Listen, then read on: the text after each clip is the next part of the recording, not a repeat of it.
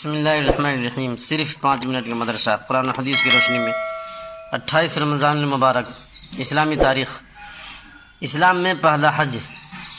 حج اسلام کے 5 ارکان میں سے ایک رکن ہے جو سن 9 ہجری میں فرض کیا گیا ہے۔ لہذا اس فریضہ کی ادائیگی کے لیے اسی سال رسول اللہ صلی اللہ علیہ وسلم نے حضرت ابوبکر صدیق رضی اللہ عنہ کو امیر حج بنایا اور مسلمانوں کو حج کرانے کی ذمہ داری سپرد کی۔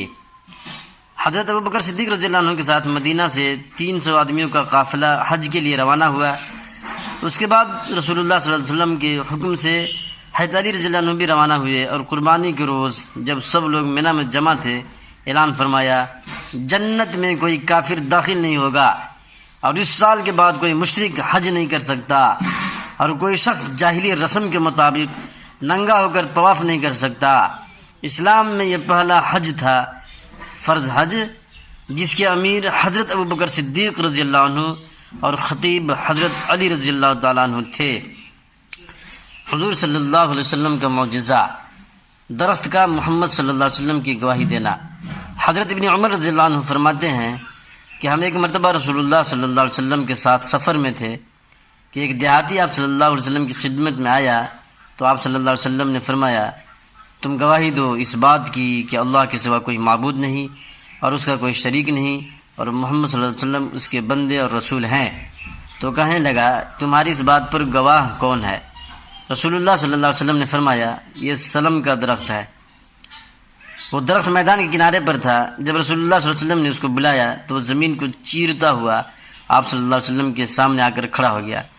رسول اللہ صلی اللہ علیہ وسلم نے اسے 3 مرتبہ گواہی چاہی تو اس نے 3 مرتبہ گواہی دی کہ آپ صلی اللہ علیہ وسلم سچے رسول ہیں۔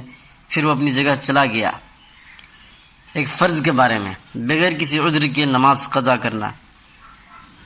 رسول اللہ صلی اللہ علیہ وسلم نے فرمایا، جو شخص 2 نمازوں کو بغیر کسی عذر کے ایک وقت میں پڑھے وہ کبیرہ گناہوں کے دروازوں میں سے ایک دروازہ پر پہنچ گیا۔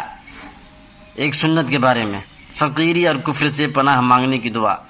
رسول اللہ صلی اللہ علیہ وسلم اس دعا کو پڑھ کر کفر اور فقر سے پناہ مانگتے تھے۔ اللہم انی اعوذ بک من الکفر والفقر وعذاب القبر۔ ترجمہ، اے اللہ میں کفر، فقر و فاقہ اور قبر کے عذاب سے تیری پناہ چاہتا ہوں۔ ایک اہم عمل کی فضیلت، عید کی رات عبادت کرنا۔ رسول اللہ صلی اللہ علیہ وسلم نے فرمایا، جو شخص عید الفطر اور عید الاضحیٰ کی دونوں راتوں کو جاگ کر اللہ تعالیٰ کی عبادت کرے گا تو قیامت کے دن اس کا دل زندہ رہے گا، کہ جس دن لوگوں کے دل مردہ ہو جائیں گے۔ فائدہ، عید الفطر کی رات اللہ تعالیٰ کی عبادت اور پورے رمضان کا انعام لینے کی رات ہے، اس لیے اس رات میں آتش بازی، پٹاخے وغیرہ سے پرہیز کرنا چاہیے جو کہ غیروں کا کام ہے۔ ایک گناہ کے بارے میں، نماز میں سستی کرنا۔ قرآن میں اللہ تعالیٰ فرماتا ہے، ایسے نمازیوں کے لیے بڑی خرابی ہے جو اپنی نمازوں کی طرف سے غفلت اور سستی برتتے ہیں، جو صرف ریاکاری کرتے ہیں۔ دنیا کے بارے میں، مال و دولت آزمائش کی چیزیں ہیں۔ قرآن میں اللہ تعالیٰ فرماتا ہے، جب اللہ تعالیٰ انسان کو آزماتا ہے تو ظاہراً مال و دولت دے کر اس کا اکرام کرتا ہے تو بطور فخر کہنے لگتا ہے کہ میرے رب نے میری قدر بڑھا دی، حالانکہ اس کی طرف سے اس کی آزمائش کا ذریعہ ہے۔ آخرت کے بارے میں، قیامت میں 3 قسم کے لوگ۔ رسول اللہ صلی اللہ علیہ وسلم نے فرمایا، قیامت کے دن جہنم سے گردن نکلے گی جس کی 2 دیکھنے والی آنکھیں، 2 سننے والے کان اور 1 بولنے والی زبان ہوگی۔ وہ کہے گی، 3 قسم کے لوگ میرے سپرد کیے گئے ہیں۔ نمبر 1، ہر مغرور، حق جان کر روگردانی کرنے والا۔ نمبر 2، اللہ کے ساتھ کسی اور کو خدا سمجھ کر پکارنے والا۔ نمبر 3، تصویر بنانے والا۔ طب نبوی سے علاج، ہر قسم کے درد کا علاج۔ حضرت ابن عباس رضی اللہ عنہ فرماتے ہیں کہ رسول اللہ صلی اللہ علیہ وسلم صحابہ اکرام کو ہر قسم کے درد سے نجات حاصل کرنے کے لیے یہ دعا سکھاتے تھے، بسم اللہ الکبیر، اعوذ باللہ العظیم من شر کل عرق نعار ومن شر حر النار۔ نبی پاک صلی اللہ علیہ وسلم کی نصیحت۔